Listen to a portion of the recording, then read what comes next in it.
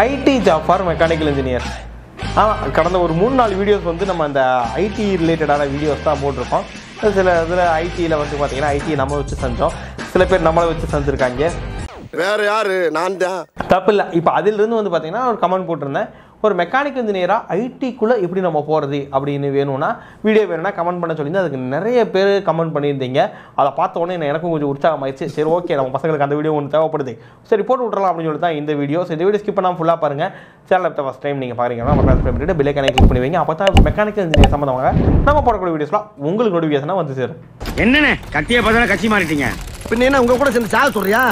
உசுறு முக்கியம்டா. என் டவுசரு டேய், எப்பப்ப பிரச்சனை வருதோ அப்பப்ப ஜம்ப் பண்ணி போய்கிட்டே இருக்கணும். வெல்கம் ஃப்ரெண்ட்ஸ், உங்கள் KKMEஸிலிருந்து என்ன அப்படின்னு பார்த்தீங்கன்னா IT job for mechanical engineers. ஜென்ரலாக இந்த ஐடிக்கும் மெக்கானிக்கலுக்கும் போட்டு அடிச்சு அடித்து சாவடிச்சு என்னென்ன வேணுமோ எல்லாம் கரண்ட் யூடியூப்பில் வச்சு செஞ்சாச்சுங்கய்யா. பட் இருந்தாலும் நான் மெக்கானிக்கல் படிச்சிருக்கேன், இருந்தாலும் நான் ஐடி ஃபீல்டுக்குள்ளே போகணும் அப்படின்னு நிறைய பேர் கமெண்ட் பண்ணியிருக்கிறீங்க. நிறைய பேருக்கு அதில் இன்ட்ரெஸ்ட்டும் இருக்குது. வருஷமாக எனக்கு ஆசை இருந்தது. சரி, ஏன் ஐடி ஃபீல்டுக்குள்ளே போகணும் அப்படின்னா 2-3 விஷயங்கள் அதுக்குள்ளே இருக்கும். ஒன்று வந்து work culture. Sir Monday to Friday வரைக்கும் வேலை, சாட்டர்டே சண்டே ஜாலி அப்படிங்கிற மாதிரி சில பேர் சொல்லியிருக்கீங்க. சில பேர் இல்லை சார் எனக்கு கொஞ்சம் அதில் இன்ட்ரெஸ்ட்டு, பட் அதுக்குள்ளே நான் போகணும், மெக்கானிக்கல் இன்ஜினியராக முடிச்சிருந்தாலும் ஐடிக்குள்ளே இன்ட்ரெஸ்ட்டே அதுக்குள்ளே தான், அதனால் அதுக்குள்ளே போகணும் அப்படிங்கிறது சில பேர். சில பேர் சார் மணி ஏர்ன் பண்ணணும், அதனால் நான் என்ன வேணால் பண்ணுவேன், எதை கற்றுக்க சொன்னாலும் கற்றுக்குவேன், ஆனால் இங்கே ஐடிக்குள்ளே நிறையா சம்பளம் கிடைக்கிதா, கற்றுட்டு போகிறதுக்கு ரெடி அப்படின்னு சில பேர் இருக்கிறீங்க. ஸோ தப்பு இல்லை. ஸோ அது அவங்கவுங்க விருப்பம் தான். அதனால் நான் என்ன பண்ணிட்டேன் அப்படின்னா, ஓகே பொதுவாக நம்மளுக்கு எல்லாமே இருக்கிறது தானே, ஆசைகள் ஒவ்வொருத்தருக்கும் ஒவ்வொரு விதமாக இருக்கத்தானே செய்யும். அப்படிங்கிறனால நான் அதை அக்செப்ட் பண்ணிக்கிட்டு உங்களுக்காக இந்த வீடியோவை கொஞ்சம் ரிசர்ச் பண்ணி நிறையா வீடியோவில் படித்து பற்பல ஏஐகளெல்லாம் கேட்டு பலான புத்தகங்களெல்லாம் படித்து உங்களுக்கு வந்து பார்த்திங்கன்னா இது ஒரு டேட்டாவை நான் எடுத்துகிட்டு வந்திருக்கேன். ஐயா, குறிப்பாக இந்த ஐடி இண்டஸ்ட்ரியை ஒரு 2 வகையாக பிரிக்கிறாங்க. ஆல்ரெடி தெரிஞ்சவங்களுக்கு ஓகே, 2 வகையாக பிரிக்கிறாங்க. ஒன்று வந்து ப்ராடக்ட் பேஸ்டு, இன்னொன்று வந்து சர்வீஸ் பேஸ்டு அப்படின்னு 2ஆக பிரிக்கும். ஸோ இந்த ப்ராடக்ட் பேஸ்டு கம்பெனிஸ் அப்படின்னா என்னென்னா ஐடி ரிலேட்டடாக ப்ராடக்டை உருவாக்குவாங்க அவங்க. லைக் வந்து ஒரு கம்ப்யூட்டர் தயாரிக்கிறதோ, இல்லை ஒரு செல்ஃபோன், கேமரா, அப்புறம் வேறு என்ன வரும், லேப்டாப்பு, பிரிண்டர்ஸ். ஸோ இது எல்லாமே ஐடி ரிலேட்டடான ப்ராடக்ட்ஸ் தான். இந்த மாதிரி இந்த ஹெச்பிலாம் கொஞ்சம் சொல்கிறேன் இல்லையா, ஹெச்பி, HCL வேறு என்ன இருக்குது. ஸோ இவங்கெல்லாம் வந்து பார்த்திங்கன்னா ஐடி கம்பெனிஸ் ப்ராடக்ட் பேஸ்டு அப்படின்னு வச்சுக்கலாம். ஏன்னா இவங்க ப்ராடக்ட் பேஸ்டும் பண்ணுவாங்க, அது சொல்ல சர்வீஸும் பண்ணுவாங்க. பட் சர்வீஸ் வந்து அவங்களுக்கு ஓனுக்காக. இப்போ வந்து அவங்க வந்து சாஃப்ட்வேரும் வச்சுருப்பாங்க. ஒரு ஹெச்பி பிரிண்ட் தயாரிக்க ஒரு கம்பெனி சாஃப்ட்வேர்ஸ், அதுக்கான ரிலேட்டடான சாஃப்ட்வேர், டிரைவர்ஸ் இதெல்லாம் கூட வச்சுருப்பாங்க. ஸோ இதெல்லாம் வந்து ப்ராடக்ட் ரிலேட்டட் கம்பெனி. இன்னும் குறிப்பாக சொல்லணும் அப்படின்னா ஒரு மொபைல் ஐஃபோன் வந்து பார்த்திங்கன்னா எல்லாருக்கும் என்ன யோசிக்கிறோம்னா ஐஃபோன் ஐடி ரிலேட்டட் கம்பெனி அப்படின்னு. ஓகே இருக்கட்டும், பட் அதில் முழுக்க மெக்கானிக்கல் இன்ஜினியருக்கும் ஒர்க் இருக்கும். ஸோ ப்ராடக்ட் பேஸ்டு கம்பெனிங்கிறனால ஸோ இந்த மாதிரி ப்ராடக்ட் பேஸ்டு எல்லா கம்பெனிலையும் ஒரு மெக்கானிக்கல் இன்ஜினியருக்கு வேலை இருக்கும். ஓகேவா?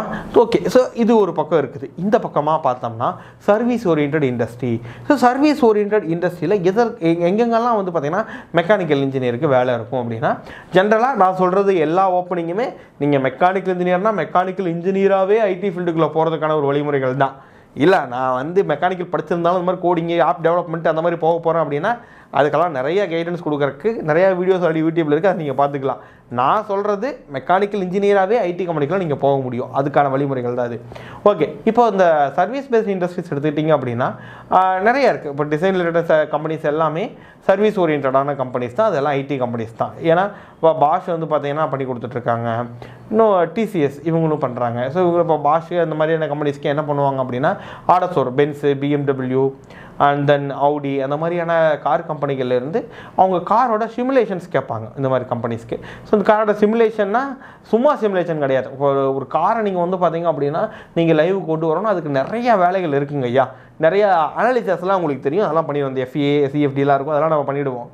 பட் அதுக்கப்புறமா அதோடைய கண்டிஷன்ஸ், இந்த காரு சேத்துல ஓடுனா எப்படி இருக்கும், ஓகேவா, இந்த காரு மலையில் சேத்துல ஓடுனா எப்படி இருக்கும், இந்த காரு மலை மேலே சேராக இருக்கிறப்ப ஏறினா எப்படி இருக்கும், லைட்டாக மழை பெஞ்சா அப்படி இருக்கும், ஹெவி ரெயினில் விண்ட்ஷீல்டு என்ன ஆகும். ஸோ இந்த மாதிரியான ஏகப்பட்ட கண்டிஷன்ஸ் இருக்குது. அப்போது இந்த கண்டிஷன்ஸ் எல்லாம் இந்த காரை சிமுலேட் பண்ணி அதுக்கான ரிசல்ட்டு, அதுக்கான ரெக்கமெண்டேஷனை கொடுக்கறதுக்கு ஒரு கம்பெனிஸ் இருக்குது. நான் சொன்னேன் இந்த மாதிரியான கம்பெனிஸ். ஸோ இந்த மாதிரியான கம்பெனிகளில் இந்த ஒர்க்கை பர்ஃபார்ம் பண்ணுறதுக்கு யார் இருப்பாங்க அப்படின்னா mechanical engineers. So junior mechanical engineer, associate mechanical engineer, and then senior design engineer. So இந்த மாதிரியான கேட்டகரியில் வந்து பார்த்தீங்கன்னா இதுக்குள்ளே இருப்பாங்க. ஸோ இந்த சிமுலேஷன் சாஃப்ட்வேர் வந்து முழுக்க ஐடி ரிலேட்டடானது. அவங்க தான் அதில் கோடிங்லாம் ஜென்ரேட் பண்ணி ஒரே இந்த சிமுலேஷன் மொத்த கண்டிஷனையும் ஒரு கோடிங்கில் கொண்டு வருவாங்க.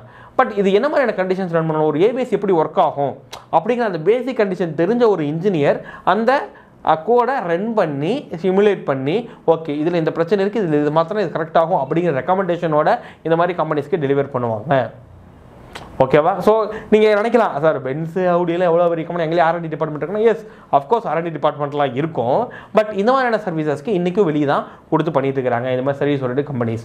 இது மட்டும் இல்லாமல் டிசைன் இன்ஜினியரிங் மட்டும் பண்ணக்கூடிய கம்பெனிஸ், டிசைன் மட்டும் பண்ணி கொடுப்பாங்க அவங்க, டிசைன் அண்ட் அனாலிசிஸ் இது மட்டும் பண்ணி கொடுப்பாங்க, சிமுலேஷன் மட்டும் ரன் பண்ணி கொடுக்க சொல்லுவாங்க. ஸோ இவங்க எல்லாமே வந்து பார்த்தீங்கன்னா ஐடி ரிலேட்டட் கம்பெனிஸ்.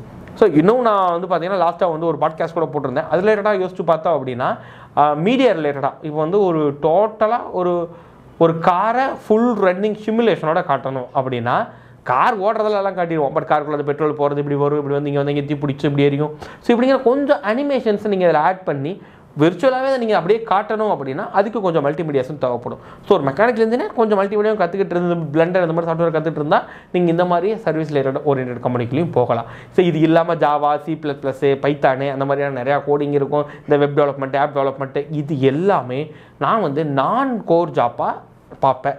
நம்மளுக்கு மெக்கானிக்கல் இன்ஜினியருக்கு நான் கோர் ஜாப்பா அதில் தான் உங்களுக்கு இன்ட்ரெஸ்ட் இருக்குது அப்படின்னா நீங்கள் அதுலேயும் போகலாம். அதுக்கு எதுவுமே தேவையில்லை. அந்தந்த டிபார்ட்மெண்ட்டில் அந்தந்த ஃபீல்டுக்கு தகுந்த மாதிரியான ஸ்கில் செட் உங்களுக்கு இருந்தால் போதும். எல்லாத்துக்குமே சர்டிஃபிகேஷன்ஸ் அந்த மாதிரி வேணுமா அப்படின்னா கிடையாது. இன்றைக்கும் ஐடி ஃபீல்டும் சேம் இதே மாதிரி கண்டிஷன்ஸ் தான் இருக்கிறாங்க. நம்ம ஃபீல்டு மாதிரி தான். ஸ்கில் இருக்குதா ஓகேவா வேலை தர்றேன் அப்படிங்கிறதெல்லாம் இருக்காங்க. அதில் வெப் டெவலப்மெண்ட் வரும், இந்த சைபர் செக்யூரிட்டி, ஏஐ யூஸ் பண்ணுறது, அப்புறம் app development, front and back and UX designer. So இந்த மாதிரி வந்து பார்த்தீங்கன்னா நிறையா ஜாப் ஆப்பர்ச்சுனிட்டிஸ் இருக்குது. டெவாப்ஸ் அப்படின்னு சொல்லிட்டு ஒன்று சொல்லுவாங்க. ஸோ இந்த மாதிரியான ஜாப் ஆப்பர்ச்சுனிட்டிலாம் நீங்கள் அதாவது கோர்ஸை படித்து நீங்கள் உள்ளே போய்க்கலாம். அதான் இந்த 2 பேருக்கு நடுவில் தான் போட்டியே. ஒன்று சர்வீஸ் ஓரியன்டாக இந்த பக்கம் போகலாம், இன்னொன்று ப்ராடக்ட் ஓரியன்டாக போகலாம். ஸோ என்னுடைய சஜஷன் வந்து கொஞ்சம் ப்ராடக்ட் ஓரியன்டாக போகலாம் அப்படிங்கிறது வந்து என்னுடைய ரெக்கமெண்டேஷனாக இருக்குது. ஏன் அப்படின்னா இண்டஸ்ட்ரிக்குள்ளே கண்டிப்பாக எனி சாஃப்ட்வேர் எதை தயாரித்தாலும் சரி அதோட எண்டு எங்கே இருக்கும் அப்படின்னா ஹார்ட்வேராக தான் இருக்கும். நீ வருவேன்னு எனக்கு தெரியும். நீங்கள் கோடிங் எழுதி ஒரு ஏஐ வச்சு கோடில் ஜென்ரேட் பண்ணிட்டீங்க. சரி அந்த ஏஐ எதிலடா வச்சு பார்ப்போம் அப்படின்னா ஏதோ ஒரு டிவைஸ் வேணும்ல, ஃபோன் வேணும், இல்லை கம்ப்யூட்டர் வேணும், இல்லை ஒரு ரோபோ இருக்குதுன்னா அந்த ரோபோ வேணும். ஸோ இதை நீங்கள் மேனுஃபேக்சர் பண்ணணும், இதை நீங்கள் உருவாக்கணும் அப்படின்னா மேனுஃபேக்சரிங் ப்ராசஸ் தெரியணும், அதுக்கு டிசைன் தெரியணும். இதுக்கு யாருக்கு தெரியும் அப்படின்னா மெக்கானிக்கல் இன்ஜினியர் தெரியும். ஓகேவா? ஸோ இப்போ இந்த மாதிரியான ப்ராடக்ட் பேஸில் போகும்போது கம்பல்சரி நம்ம ஃபீல்டை விட்டு நம்ம ஃபீல்டும் வெளியே போக மாட்டோம்.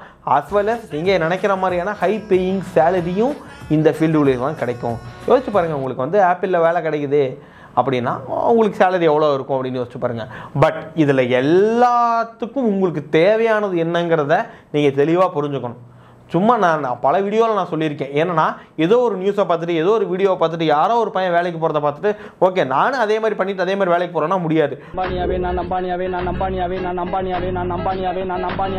பேசிக் நம்ம லெவல் என்ன இருக்குது, ஸோ நம்மளுக்கு எதெல்லாம் வரும், அப்போ நம்ம அங்கே போகணும்னா நம்ம எதெல்லாம் கற்றுக்கணும் அப்படிங்கிறத பொறுமையாக இருந்து கற்றுக்குங்க. நல்ல கம்யூனிகேஷன் இருக்கணுங்க ஐயா, வெளி உலகம் நல்லா தெரியணும். ஐயா நான் உதாரணத்துக்கு சொல்கிறேன், யாரும் தப்பாக நினச்சிக்காதீங்க. நான் நிறையா பசங்களுக்கு இன்றைக்கி நான் சொல்கிறேன், ஒரு ஃபோல்டரை கிரியேட் பண்ணி அந்த ஃபோல்டருக்குள்ளே ஃபைல்ஸை வச்சு அந்த ஃபைலுக்கு ஒரு ஷார்ட்கட்டை கிரியேட் பண்ணி டெஸ்க்டாப்பில் வைடான்னு சொன்னால் வைக்க முடியாது. ஒரு ஓஎஸை ஃபார்மேட் பண்ணிட்டு திருப்பி ஓஎஸ் போட சொன்னால் பாதி பேருக்கு தெரியாது. சார் நானே மெக்கானிக்கல் இன்ஜினியரு அந்த வேலையை சொல்லுங்கள் அப்படின்னா இது வந்து பேசிக். நீங்கள் ஐடி ஃபீல்டுக்குள்ளே போகிறதுக்கு இது மாதிரி ஒரு பேசிக்கான ஒரு விஷயங்கள் தான். ஓகேவா? ஸோ இந்த மாதிரி விஷயங்களே நிறைய பேருக்கு தெரியாமல் இருக்குது. அப்போ நீங்கள் ஐடி ஃபீல்டுக்குள்ளே போகிறீங்க, இந்த மாதிரி ஃபீல்டுக்குள்ளே போகிறீங்க அப்படின்னா இதெல்லாம் பேசிக்கெல்லாம் தெரிஞ்சு கொஞ்சம் அட்வான்ஸாகவும் தெரியணும். ஏன் நம்ம எங்கெல்லாம் யூஸ் பண்ணலாம், எப்படியெல்லாம் யூஸ் பண்ணலாம், இன்றைக்கி நீங்கள் அதெல்லாம் நீங்கள் கண்டிப்பாக தெரிஞ்சு வச்சுருக்கணும். ஸோ எனக்கு தெரிஞ்ச வரைக்கும் நம்ம மெக்கானிக்கல் பசங்க மட்டும்தான் ஏஐயை ரொம்ப ரொம்ப கம்மியாக யூஸ் பண்ணுறோம்.